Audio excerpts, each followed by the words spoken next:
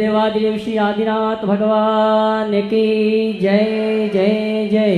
देवादिदेव श्री महावीर भगवान की जय जय जय। संत शिरोमणि गुरुवराचार्य श्री विद्यासागर जी महाराज की जय जय जय। नवाचार्य श्री समय सागर जी महाराज की जय जय जय। गुणायतन प्रणेता शंका समाधान भावना एक प्रवर्तक जन जन के संत प्रखर वक्ता बोले परम पूज मुनि श्री प्रमाण सागर जी महाराज की जय जय जय। मुनिवर श्री निवेक सागर जी महाराज की, मुनिवर श्री संधान सागर जी महाराज की।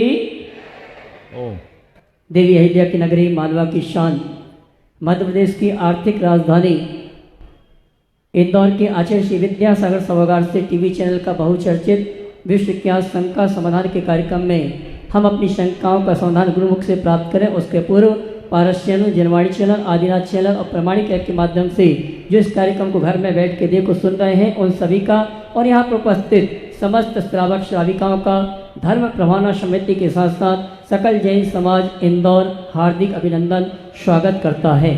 चलते हैं प्रतिदिन की भांति परम पूज मुनिवर के शिष्य में नमन करते हुए आशीर्वाद प्राप्त करेंगे और निवेदन करेंगे शंका समाधान के कार्यक्रम के लिए दोनों हाथ जोड़ लेंगे। बोलेंगे मेरे साथ, बोलेंगे हे मुनिवर नमोस्तु नमोस्तु नमोस्तु। और आइए गुरुवर के आशीर्वाद से हम और आप शंका समाधान के कार्यक्रम में अपनी शंकाओं का समाधान प्राप्त करें। उसके पूर्व मैं उन सभी श्रावक परिवारों के नामों की घोषणा कर रहा हूँ जिन्होंने आज गुणायतन से जुड़ने का अवसर प्राप्त किया है। निर्माण निधि के रूप में स्वर्गीय आशा जैन की स्मृति में श्री विजय चंद जी पिपरिया होशंगाबाद, इन्होंने निर्माण निधि के रूप में गुणायतन से जुड़ने का अवसर प्राप्त किया। ताली बजाकर इनका सम्मान करें। और आइए चलते हैं निर्माण सारथी जो पूर्व में निर्माण निधि से गुणायतन से जुड़े थे, आज निर्माण सारथी के रूप में गुणायतन से जुड़े हैं। श्रीमान ओम प्रकाश जी, पुष्पा देवी जी, भागचंद जी, जयकुमार जी, पंकज जी, अमित जी, आनंद जी, अभिषेक जी, आदित्य जी, अक्षय जी, प्रथमेश जैन बुरहानपुर अगर उपस्थित है तो वह परम पूज मुनिवर के शिष्यों में नमन करते हुए गुरुवंदना का सौभाग्य प्राप्त करेंगे। और उनके सम्मान के लिए मैं आवाज़ दूंगा। हमारे दिलीप जी गोधा वे आए, गुणायतन परिवार की ओर से सम्मान का कार्यक्रम संपन्न करेंगे। आइए साथ में मुकेश जी पाटौदी यजमान परिवार ये आएंगे। हमारे निर्माण सारथी परिवार का सम्मान का कार्यक्रम संपन्न करेंगे। ओम ओम ओम हाँ। और आइए सूत्रधार के रूप में गुणायतन से जिन्होंने अवसर प्राप्त किया है श्रीमान अकलंक जी, श्रीमती रश्मि जी, शौर्य जैन इंदौर हमारे उपस्थित हैं, वे आए और उनके सम्मान के लिए मैं आमंत्रित करूंगा। विवेक जी और अरिहंत जी आए और सम्माननीय सूत्रधार परिवार का गुणायतन परिवार की ओर से सम्मान का कार्यक्रम संपन्न करेंगे। आइए और आइए सूत्रधार से स्तंभ के रूप में जिन्होंने जुड़ने का अवसर प्राप्त किया है,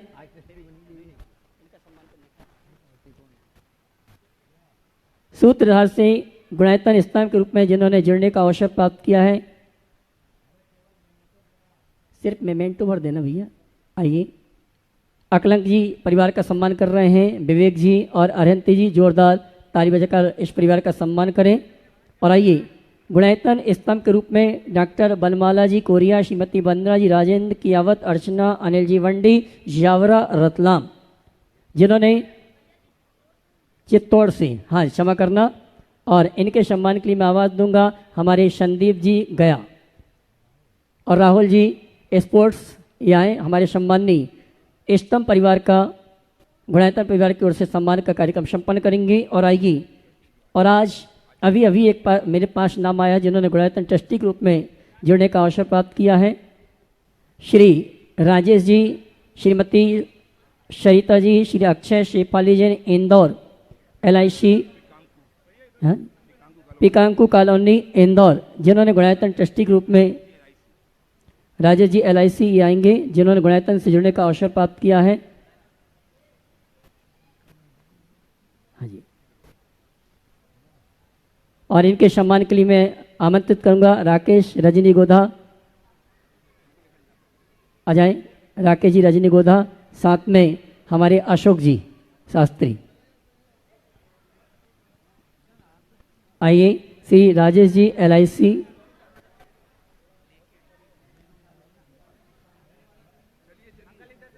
अनिल जी रावत और जी। अनिल जी रावत आएंगे, हमारे सम्मानीय ट्रस्टी परिवार राजेश जी LIC, उनका सम्मान का कार्यक्रम गुणायतन परिवार की ओर से संपन्न करेंगे। आगे और श्रीमान प्रकाश चंद जी, अनीता जी जैन, वैशाली गाजियाबाद, जिन्होंने कल के साहित्य बिक्री में अपनी ओर से 50% डिस्काउंट देने का सौभाग्य प्राप्त किया है। मैं चाहूँगा श्री प्रचार के गुरुवर का आशीर्वाद प्राप्त करें। अच्छा, और हमारे बीच में पारस जी जैन MA LLB एडवोकेट विधायक प्रतिनिधि उपस्थित हैं। वे भी आए परम पूज्य मुनिवर के श्री चरणों में नमन करते हुए गुरुवंदना का सौभाग्य प्राप्त करें। और आइए चलते हैं सीधे सीधे परम पूज्य मुनिवर संधान सागर जी महाराज से निवेदन है, शंका समाधान के शेष कार्यक्रम के संचालन के लिए दोनों हाथ उठा के जयकारा लगाएंगे।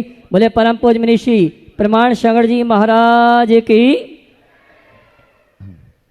आज का ये शंका समाधान का सत्र अपन बिना समय गंवाए शुरू करते हैं गुरु चरणों में। और प्रथम प्रश्न के लिए मैं आमंत्रित कर रहा हूँ निर्मल जी हीरामणि जी बिनायका, जो पावन भूमि हजारीबाग से यहाँ पर उपस्थित हैं, गुणायतन के ट्रस्टी भी हैं। आज आ जाएं और उनका सम्मान धर्म प्रभावना समिति के पदाधिकारी वहीं पर जाकर कर दें। मुख्य यजमान मुकेश जी पाटोली, दिलीप जी गोदा वहीं पर चले जाएं और उनका सम्मान कर दें। सपत्निक और आगे तैयार रहेंगे अपने बीच में प्रतिभा जी गोदा जयपुर से, उनके साथ में इंदिरा जी बज भी रहेंगे। नमोस्तु महाराज श्री, नमोस्तु नमोस्तु। ओ प्रश्न करें। बोलिए। जैन आगम के अनुसार अंश और वंश में क्या अंतर है? अंश और वंश में क्या अंतर है? देखो, अंश क्या है वंश क्या है इसे समझ लो तो अपने आप अंतर चला जाएगा। अंश जो एक में रहे और वंश जो निरंतर बना रहे, समझ गए?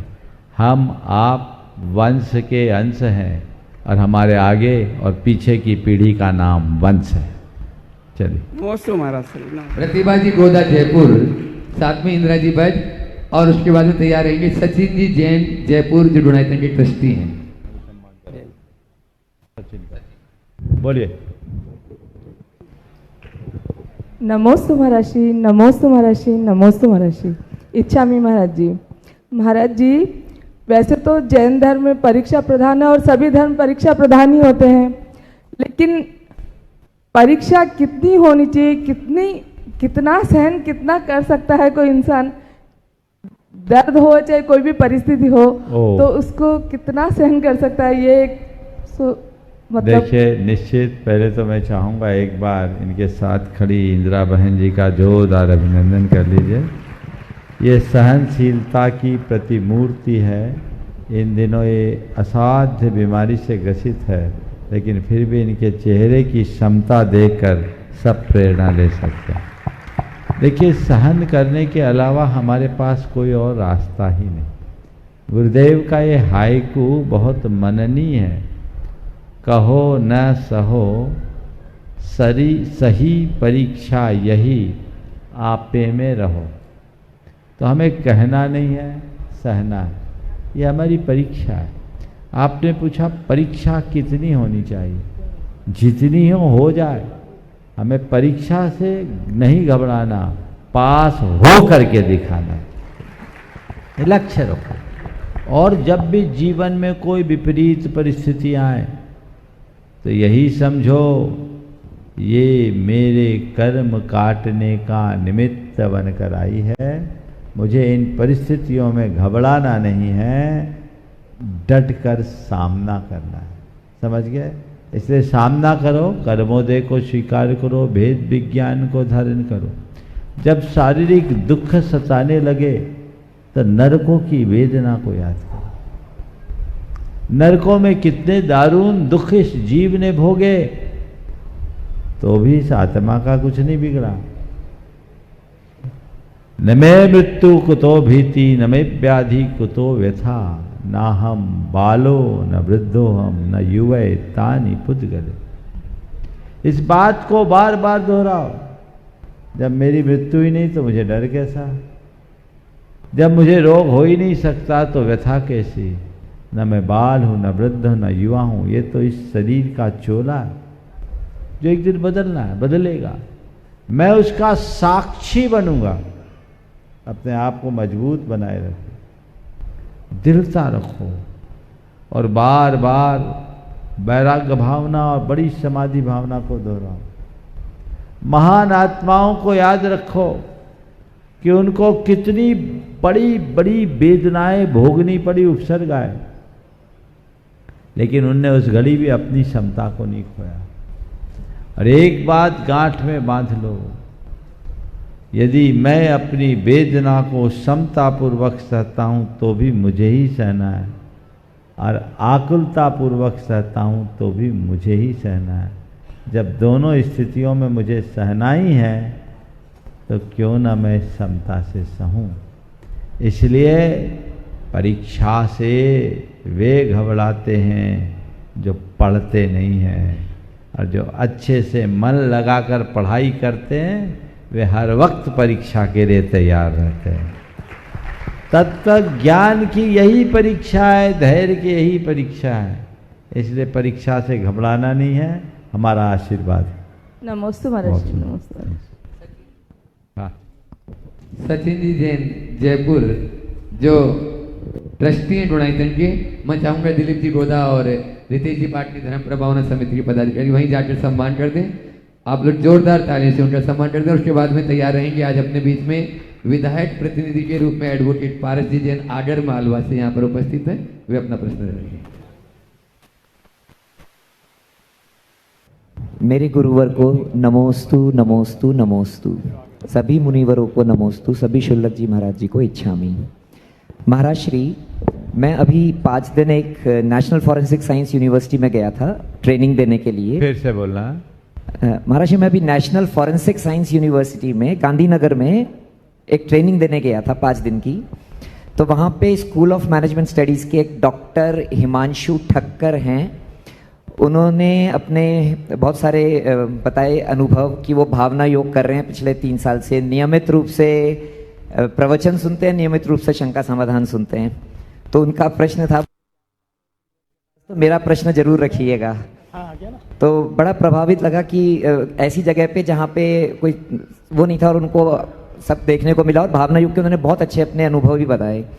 महाराज जी, उनका प्रश्न ये था कि शिक्षा के क्षेत्र में जब वो प्रयोग करते हैं अपनी शिक्षा को अच्छे से देने के लिए बच्चों के लिए, तो कई बार उनका पाठ्यक्रम प्रभावित हो जाता है। तो पाठ्यक्रम और उनके जो ये प्रयोग हैं बच्चों को सही शिक्षा देने में कहीं ना कहीं वो सामंजस्य नहीं बैठा पाते।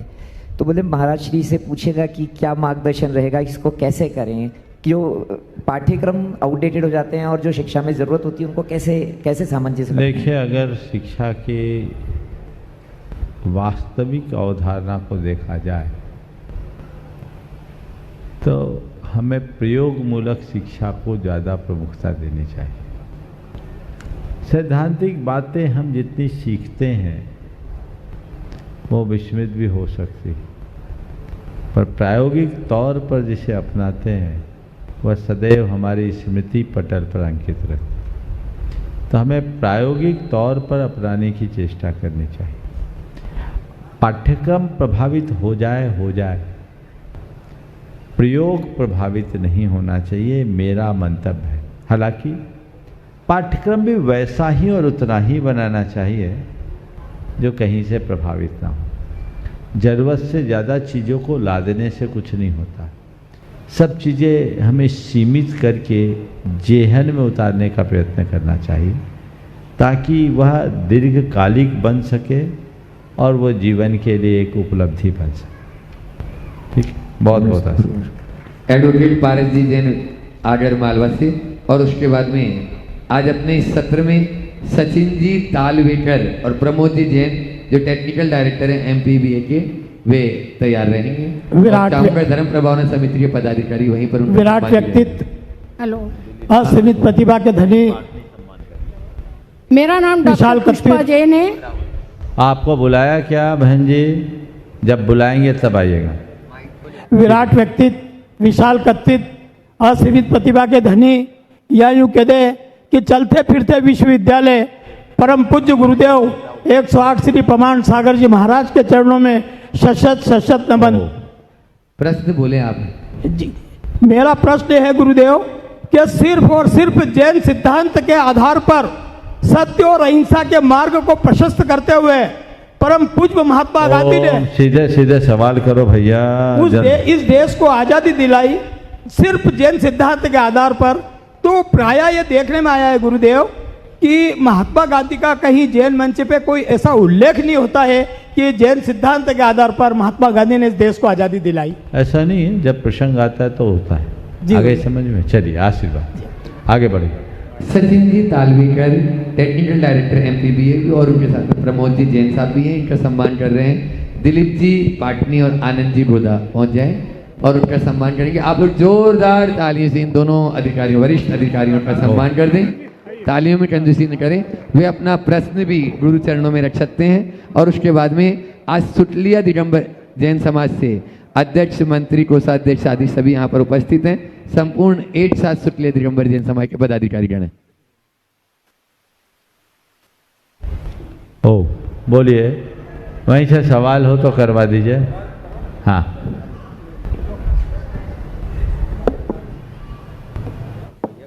नमस्तु। हाँ बोलिए। आपके दर्शन मात्र से मुझे साकार होने की प्रेरणा मिली है और मैं उस पर अडिग रहूं। उसी तरह मेरे परिवार के लोग भी को भी ऐसी प्रेरणा मिले, यहीं से आप उन्हें आशीर्वाद दीजिए, मुझे आशीर्वाद दीजिए। बहुत सुंदर, बहुत सुंदर।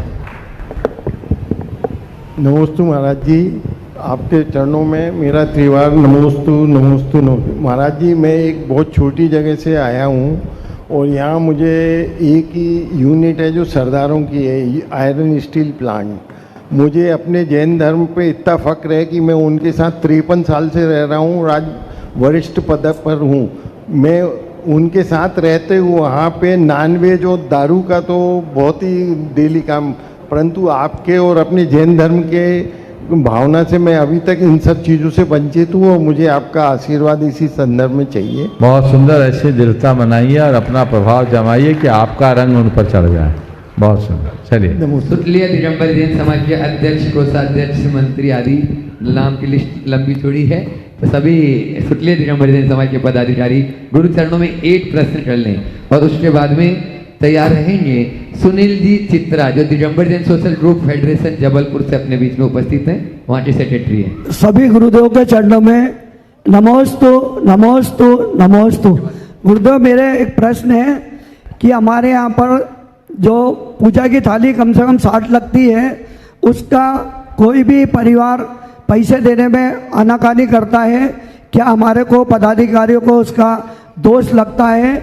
दूसरा, करीब करीब शुक्लिया दिगंबर जैन समाज का, शुक्लिया जैन समाज से करीब करीब 50 लाख रुपए लेना, करीब करीब 15 साल हो गए, वो लोग देते नहीं हैं। बोले आप लिस्ट लगाओगे तो भी हमारा सबसे ऊपर नाम रहेगा। कृपया मार्गदर्शन दीजिए, क्या करा जाए?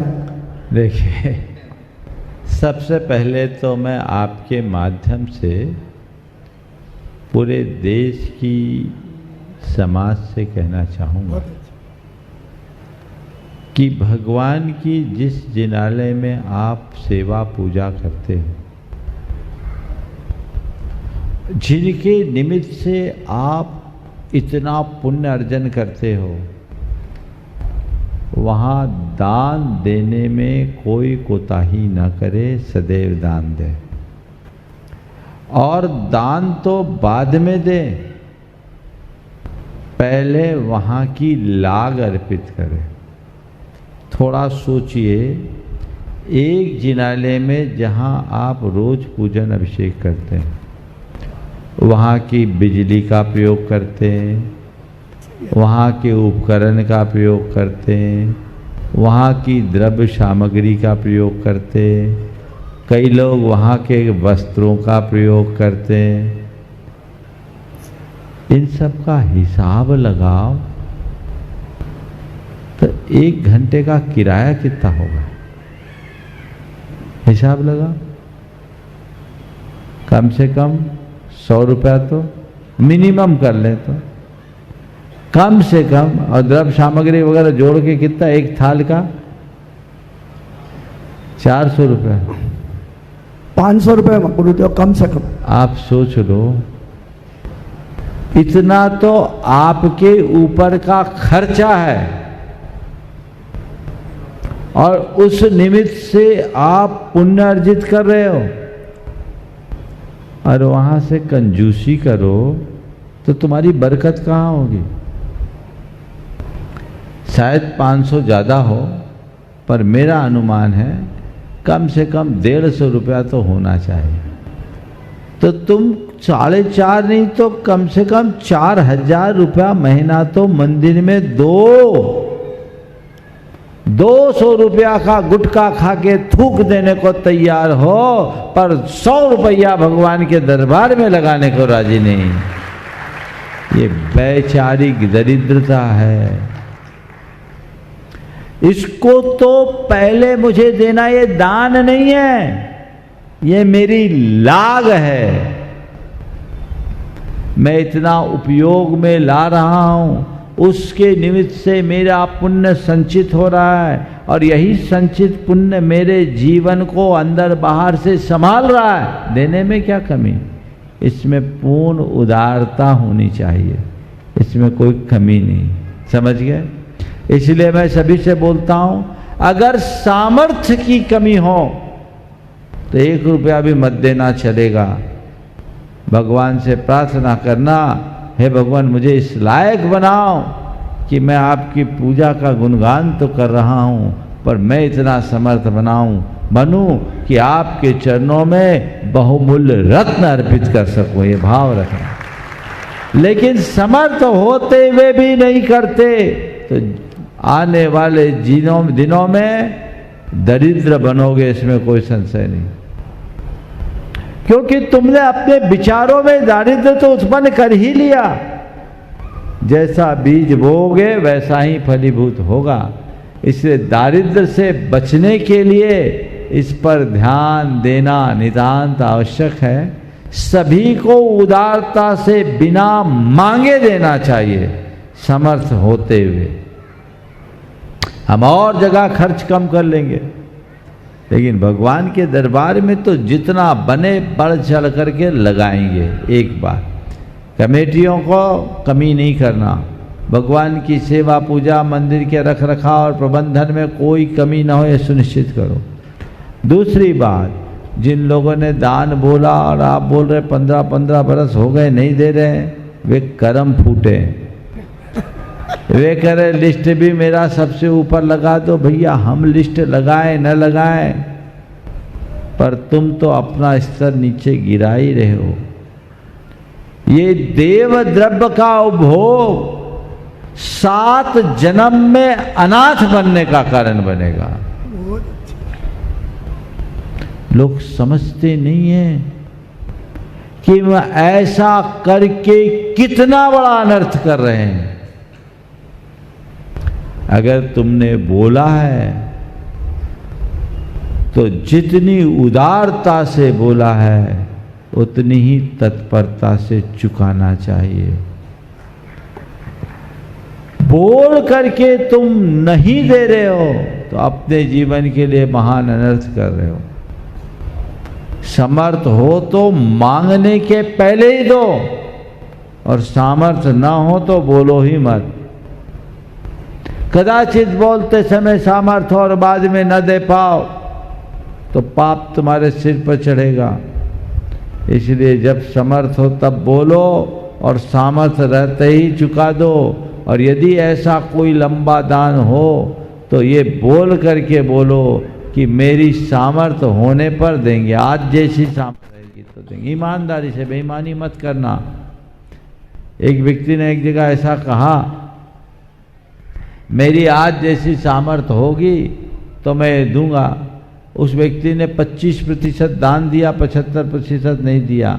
बाद में जब लोगों ने उससे मांगना चाहा तो बोला भैया अब हमारी सामर्थ्य नहीं है, हमने कहा था हमारी सामर्थ्य होगी तो देंगे। लोगों ने बोला भैया दिन दुनी रात चौगनी वृद्धि हो रही है, तुम ऐसे काय करो। भाई नहीं, हमें तो नहीं देना, हमारी सामर्थ्य नहीं है। आप सुन करके आश्चर्य करोगे, उस व्यक्ति का ऐसा भाग फूटा जिसने कहा कि मेरी सामर्थ्य नहीं है। उस साल उसने चना का बम्पर स्टॉक किया था, 700 रुपया नीचे आ गया। आकर के बोला महाराज हम लोगों ने बोला, हमने इससे कहा था सामर्थ्य नहीं है, वाकई में सामर्थ्यहीन हो गया। एक झटके में व्यक्ति कहीं से कहीं आ जाता है। इसलिए समर्थ होने पर कभी सामर्थ्य छुपाना नहीं और सामर्थ्य से आगे बढ़ कर के कहीं कुछ बोलना नहीं, ये अपना धर्म है, तभी जीवन संतुलित होगा। ये अपने आप के साथ धोखा है, किसी गैर के साथ नहीं। इसलिए कभी भी कहीं भी कोई भी दान बोले तो मांगने वाले का इंतजार ही ना करो, खुद आगे से आगे बढ़ कर के दो, क्योंकि मैंने अपने कल्याण के लिए इसे निवेदित किया है, समर्पित किया है, किसी पर एहसान करने के लिए नहीं। बहुत अच्छा। नमोस्तु गुरुदेव, नमोस्तु सुनील जी गुरुदेव। चित्रा जो राष्ट्रीय सचिव हैं सोशल ग्रुप फेडरेशन जबलपुर के, वे अपना प्रश्न रखें और उसके बाद में आज जो ट्रस्टी नए ट्रस्टी के रूप में बने हैं, गुणायतन से जुड़े हैं, श्री राजेश जी, सरिता जी, अक्षय शेफाली जैन, इंदौर, तैयार रहें। ओ हाँ, राजेश जी, हाँ राजेश जी हैं, राजेश जी तैयार रहेंगे। हाँ, सुनील चित्रा नहीं है, नहीं। हाँ, राजेश जी अपना प्रश्न करें गुरु चरणों में। और उसके बाद में आज बूंदी दिगंबर जैन समाज से यहाँ पूरे श्रावक लोग यहाँ पर उपस्थित हैं, एक प्रश्न वो करेंगे यहाँ पर। नमोस्तु महाराज जी, नमोस्तु महाराज जी। महाराज जी, मेरे को वैसे धर्म के प्रति कोई भी शंका नहीं है, फिर भी मेरे को छोटा सा प्रश्न आपसे करना है। तो मेरे मन की एक बहुत बड़ी पीड़ा है कि लोग जो भगवान का अभिषेक का गंधोदक लगाते हैं वो सिर पे लगाते हैं, पैर में हाथ में लगाते हैं, पेट में लगाते हैं। तो मेरा महाराज जी आपसे करबद्ध निवेदन था कि गंधोदक को किस प्रकार लगाना चाहिए, कृपया मार्गदर्शन करें। देखिए, गंधोदक उत्तम आंग में लगाना चाहिए, सबसे उत्तम मस्तक है। ऐसे नाभि के ऊपर आप लगा सकते हैं, नाभि के नीचे न लगा, समझिए। चलिए, हाँ, ओ दिगंबर जैन समाज पुनी राजस्थान। और उसके बाद में इस पूरे के पूरे चातुर्मास के मुख्य यजमान मुकेश चंदनवाला पाटोदी, इंदौर। गुरुदेव के चरणों में बूंदी की तरफ से तेबा नमोस्तु नमोस्तु नमोस्तु।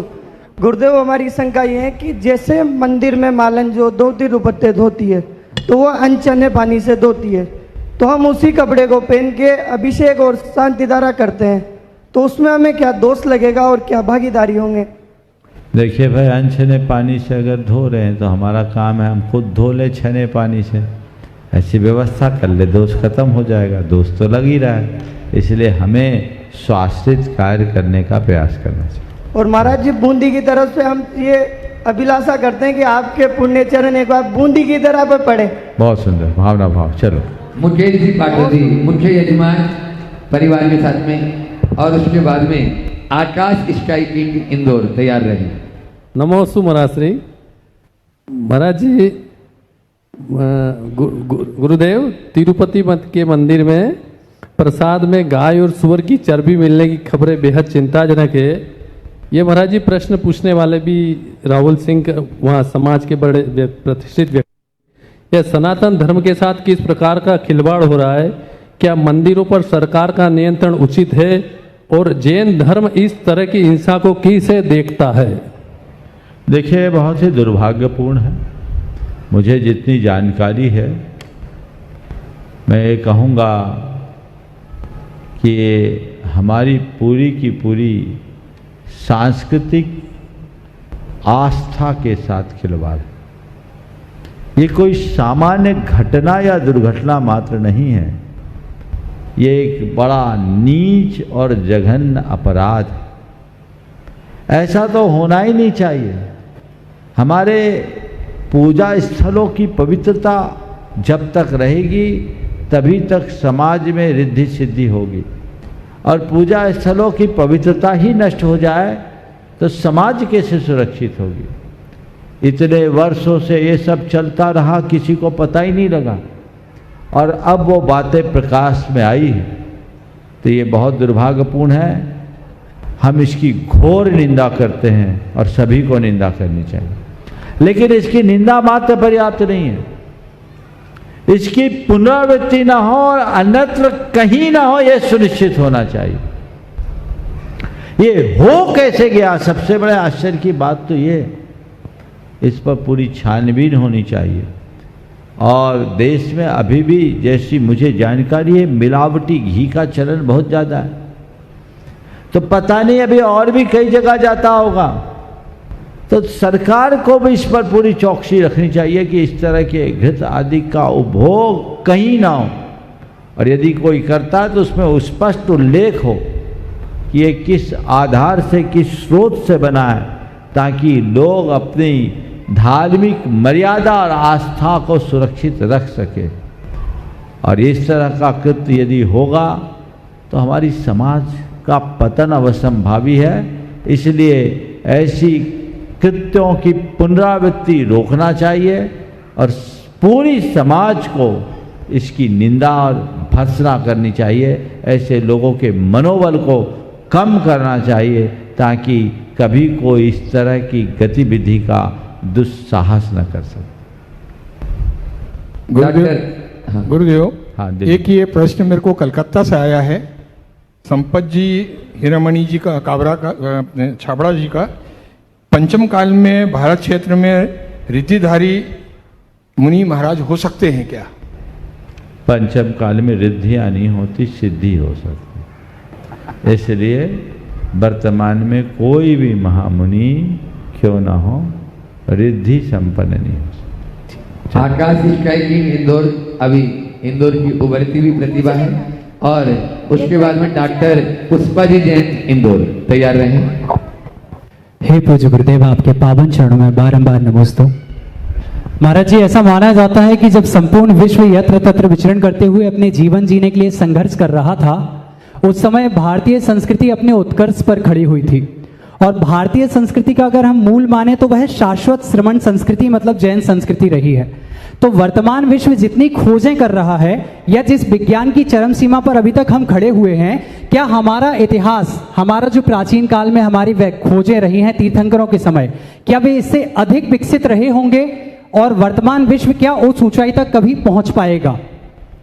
देखिए, ये बात सही है कि वर्तमान का दौर टेक्नोलॉजी का दौर है, एडवांस टेक्नोलॉजी का दौर। विज्ञान और तकनीक के आधार पर पूरे विश्व ने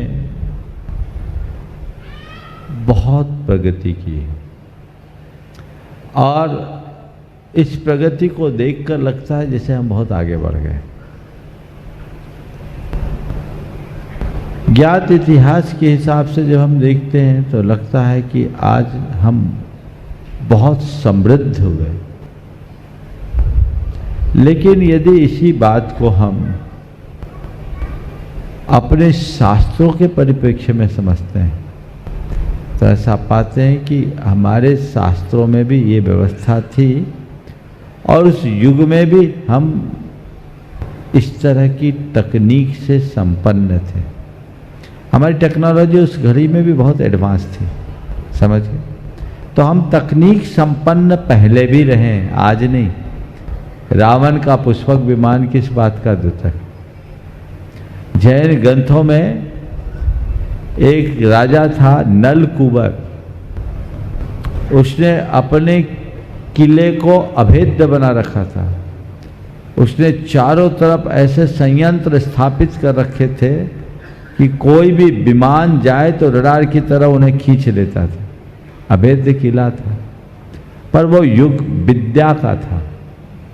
उस समय हमारे यहाँ कुछ ऐसे मनुष्य होते थे जो बहुत हाईटेक होते थे। उनको बोला जाता था विद्याधर।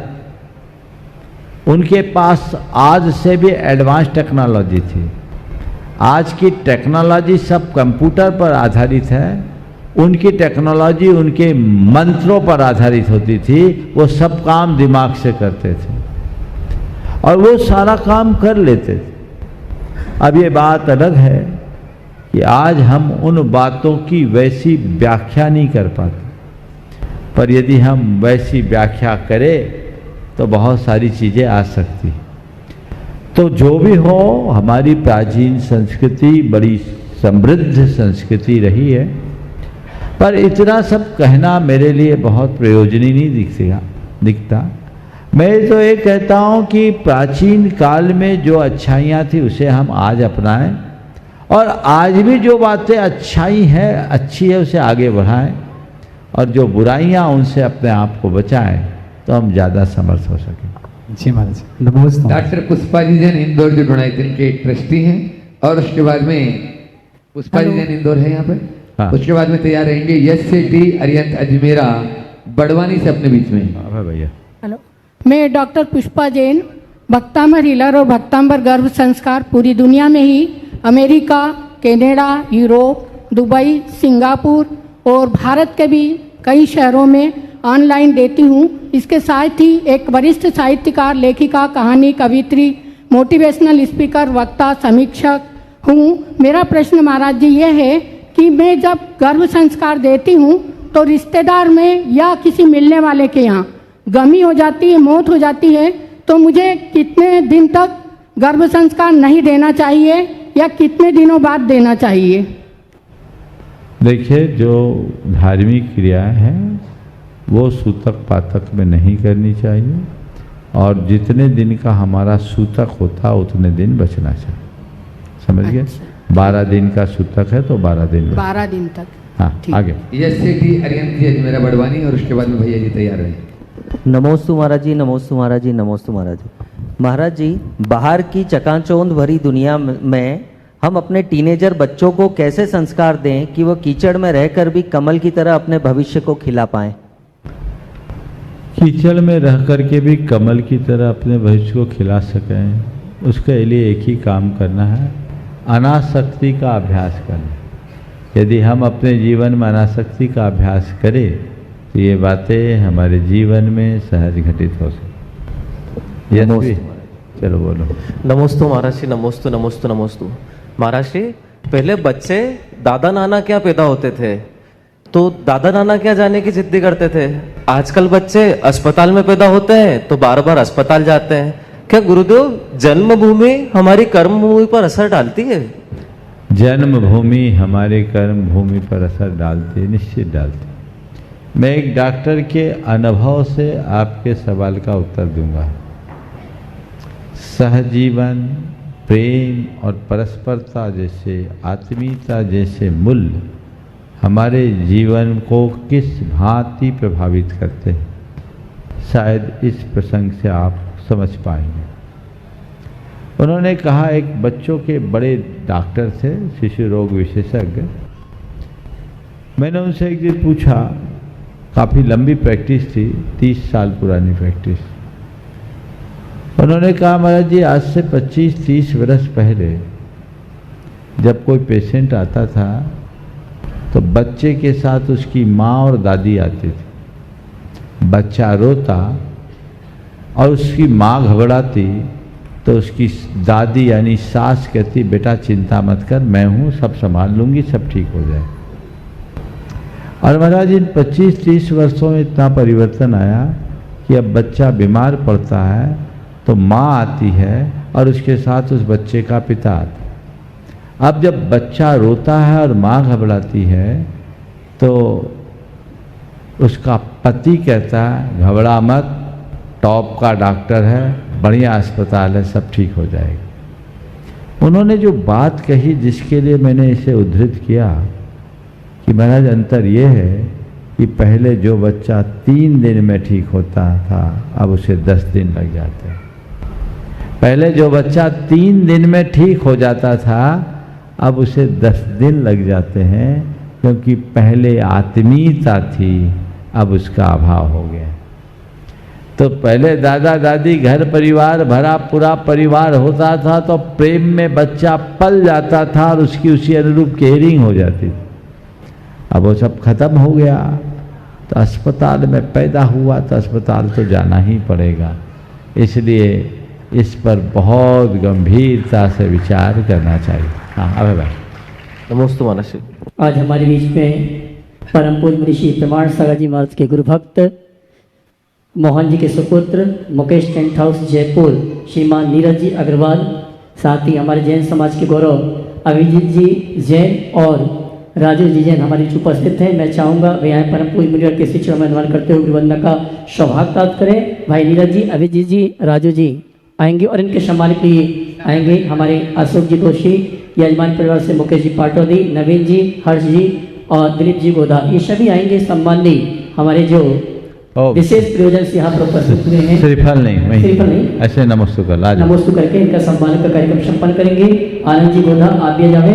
हमारे सम्माननीय मुकेश टेंट हाउस जयपुर, मोहन जी अग्रवाल जो कि परम पूज्य मुनिवर के प्रति समर्पण का भाव रखते हैं। आज उनके पुत्र भाई नीरज जी अग्रवाल, अभिजीत जी जैन और राजू भाई हमारे उपस्थित हैं।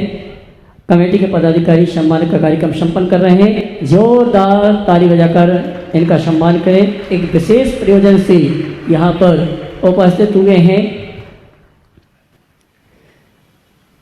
बंधु, आगामी अष्टालिका महापर्व के अवसर पर 7 नवंबर से 15 नवंबर तक ऐतिहासिक, अद्भुत, अकल्पनीय प्रभावना के साथ प्रारंभ होगा सिद्धों की आराधना का निमित्त सिद्ध चक्र महामंडल विधान, और जिसमें आगामी 15 नवंबर को ऐतिहासिक 108 श्री की शोभा यात्रा निकाली जाएगी जो अपने आप में अद्भुत होगी। 16 नवंबर को गुणायतन का अधिवेशन और 17 नवंबर को चातुर्मास के समापन के पूर्व, क्योंकि उसके बाद पंचकर्णा की होना है, परम पूज्य मुनि संघ का पिछिका परिवर्तन का कार्यक्रम भी 17 नवंबर को होगा। और 17 नवंबर में और क्या होना है हम नहीं जानते, या तो मुनिवर जानते हैं या केवल ज्ञानी जानते हैं। आइए इन्हीं सूचनाओं के साथ उन्हें आप सभी से कहना चाहूंगा जो सामान्य ईंधनदारी के रूप में आवास व्यवस्था के साथ राजू और अभिजीत, राजू भाई अभिजीत तीनों के लिए एक प्रश्न के लिए आपने तीनों पूछ ले। हाँ, नमस्ते महाराज जी। नमस्ते महाराज जी। महाराज जी, आज की जिंदगी में जैसे ये देखा जा रहा है कि वास्तु अपने बिल्कुल चरम सीमा पे है, तो क्या एक्चुअली में वास्तु वाकई में हमारी जिंदगी में सुख दुख को या लाभ हानि को प्रभावित करता है? देखो, वास्तु के संदर्भ में मैंने अनेक बार मार्गदर्शन दिया। वास्तु कुछ नहीं होता ये कहना गलत है, और वास्तु ही सब कुछ होता है ये मानना भी गलत है। मैं एक पंक्ति में कहूँगा, वास्तु मानो पर वास्तु का हवा न बनाओ। आजकल लोगों ने वास्तु का हवा बना दिया।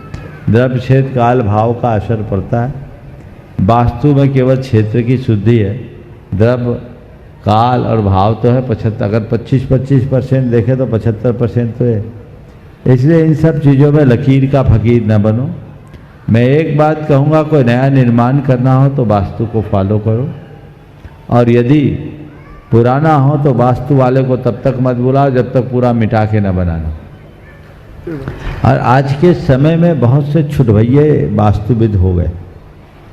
वो जो अपने परामर्श देते हैं उसमें लोग कंफ्यूज हो जाते हैं। मैं आप सबसे एक सलाह देता हूं, अगर आपको किसी से वास्तु की कंसल्टेंसी लेनी है तो उसी से लो जिनको कम से कम 10-5 वास्तु ग्रंथों का नाम पता हो, ग्रंथों का नाम भर पता हो कम से कम। अब तो 4 किताबें पढ़ ली और इंटरनेट से कुछ जानकारियाँ कर ली, कुछ लेक्चर्स अटेंड कर लिए और वास्तु कंसल्टेंट बन गए। ये अधकचरा ज्ञान आपको उलझा देगा। आप उनसे पूछो, आप वास्तु का परामर्श देते हैं तो भारत में वास्तु के कौन कौन से महान ग्रंथ हैं जिनके आधार पर हम वास्तु का परिचय पा सकते हैं। 5 का नाम बता दे तो समझना इसमें कुछ, केवल नाम पढ़ने की बात तो दूर है। ऐसे छुटभैये वास्तु वालों से बच्चों बहुत फुर्ते, जिनको ठोस ज्ञान हो, शास्त्रों का ज्ञान हो, शास्त्रीय आधार पर बोलते हो। और वास्तु अकेले कभी पूरा नहीं होता, वास्तु के साथ ज्योतिष भी होता। ज्योतिष और वास्तु दोनों का जिनको बराबर अधिकार हो उनका परामर्श आपके लिए फिर भी काम में आता है। कई लोग हैं ये उत्तरद्वारी बहुत सुपरफिशियल बातें पकड़ लिए और उनके आधार पर बता दिए, तो ये चीज़ें बहुत अच्छी नहीं है, अनुकरणीय भी नहीं है। इसलिए इन बातों पर बहुत गंभीरता से विचारना चाहिए और उसी अनुरूप संपूर्ण कार्य संपन्न करना चाहिए। नमस्ते महाराज जी। नमस्ते। नमस्ते। अभिजीत नहीं, चलिए ठीक है। ओम, जैसा अभी आपको बताया गया, आगामी 7 तारीख से 17 तारीख तक, 15 मत बोलो, 7 से 17 इंदौर नगरी के इतिहास में एक नई इबारत लिखी जानी है, जहां 108 मंडलीय सिद्ध चक्र महामंडल विधान तो संपन्न होगा ही, वो अद्भुत होगा, अद्भुत नज़ारा होगा। जिन्होंने पिछले दिनों में विधान देखा है, अटेंड किया, उसे जानते हैं। और इस बार तो और बृहद पैमाने पर उसका आयोजन किया जा रहा है। ये लोग भाग्यशाली हैं जिन्हें मंडल में अपना स्थान सुरक्षित करने का सौभाग्य मिल गया।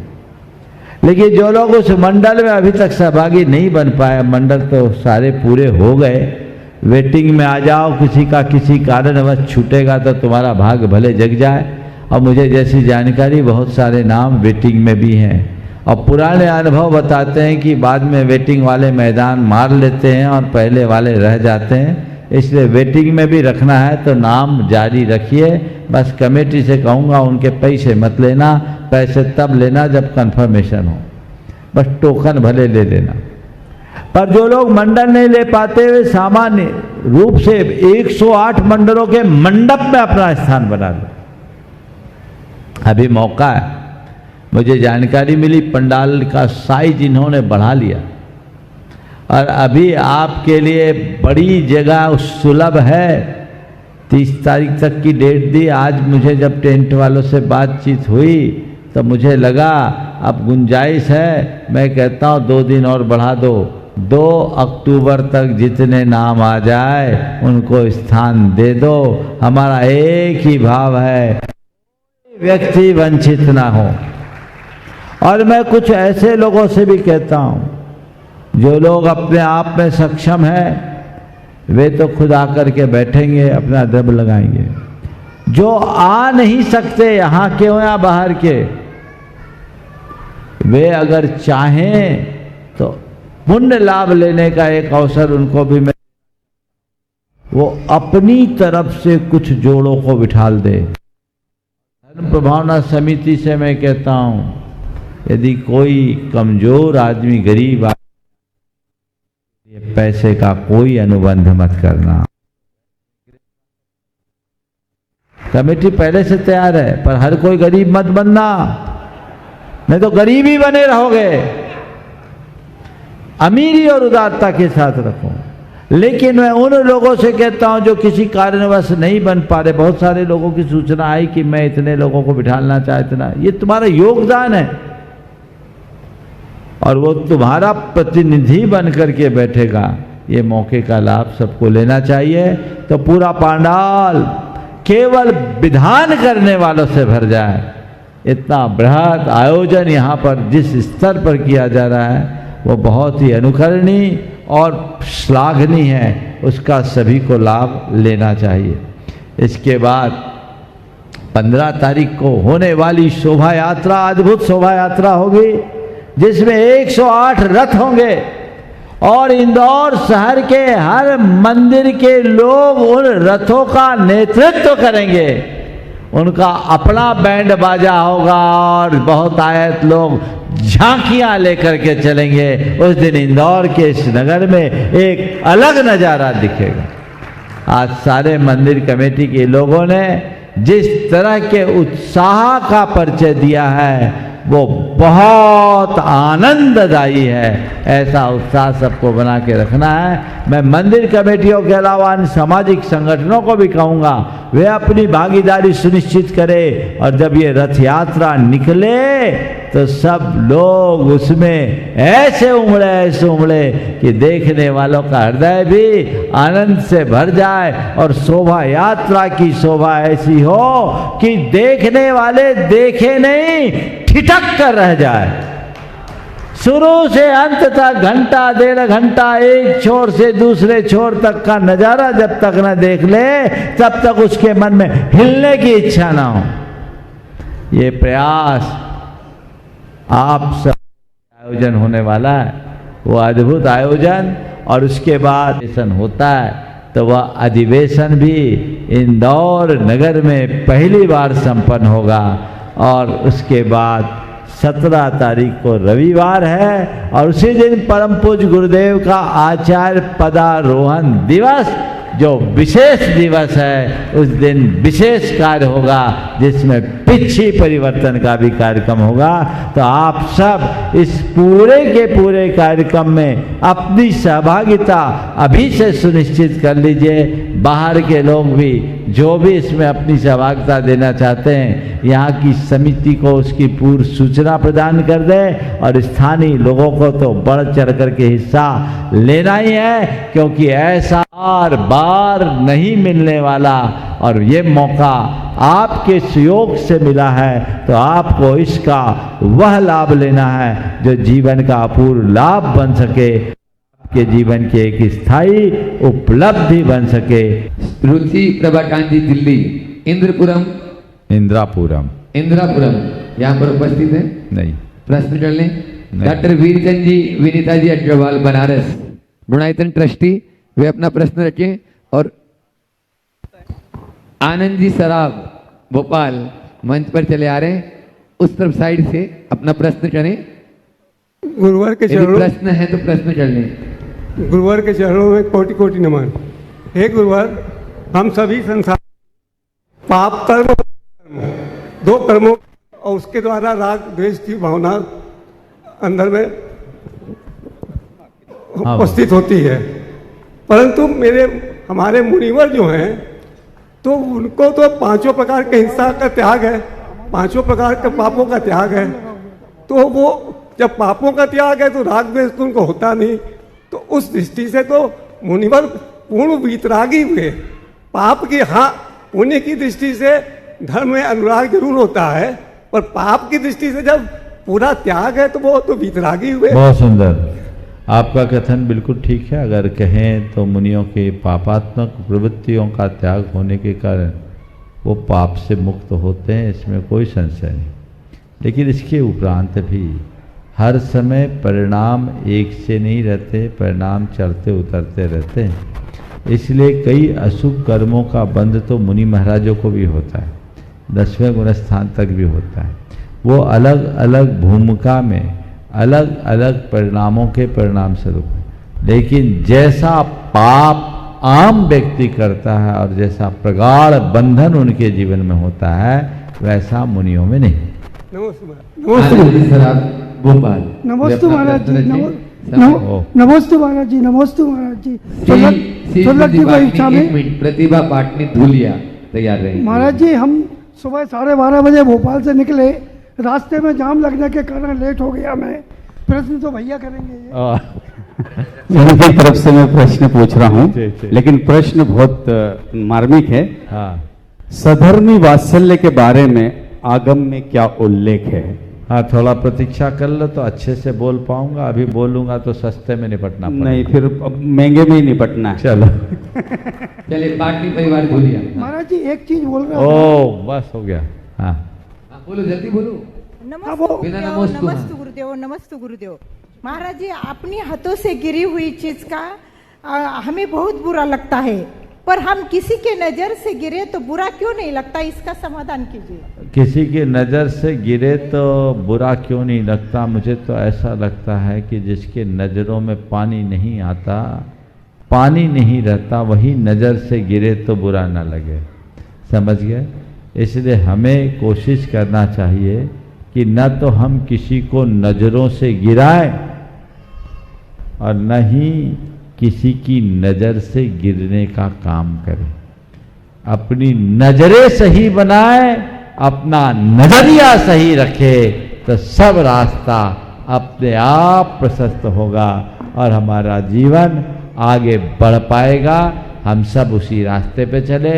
आगामी 4, 5, 6 तारीख को गोमटगिरी में एक विशेष कार्यक्रम है जिसकी विस्तृत जानकारी आपको कल दी जाएगी और कल के कार्यक्रम की सूचना अभय भैया देंगे। नशिया जी, नमस्ते। 6:30 बजे परमपुर मुनिशंका बिहार होगा। कुछ संत तो यहीं रुकेंगे, मुनिशंका यहाँ बिहार होगा और नसिया जी पहुँचेंगे और वहाँ पर मानस्तंभ का वार्षिक महोत्सव के अंतर्गत मस्तकाभिषेक का कार्यक्रम होगा। कल के प्रातःकालीन प्रवचन वहीं पर संपन्न होंगे, आहारचर्या वहीं पर संपन्न होगी और सामायिक के पश्चात बिहार करके यहाँ पर आएंगे और सायंकालीन संघ का समाधान का कार्यक्रम मोहता भवन में ही संपन्न होगा और परसों के जो प्रवचन हैं ये मोहता भवन में ही संपन्न होंगे।